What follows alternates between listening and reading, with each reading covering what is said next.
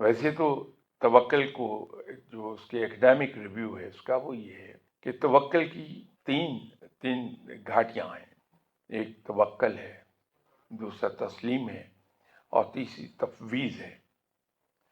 توکل تو میں نے عرض کر دی کہ ہم رب کی تقسیم پر راضی ہو جائیں اور مطمئن ہو کے بیٹھ جائیں.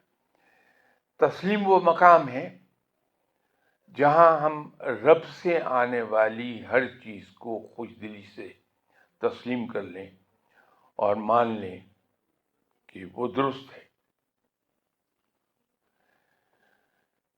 تفویض وہ مقام ہے جہاں انسان کے اپنے ارادے، اس کی خواہشات، اس کا عمل، وہ سب رب کے ارادوں کے ماتحت ہو جاتا ہے.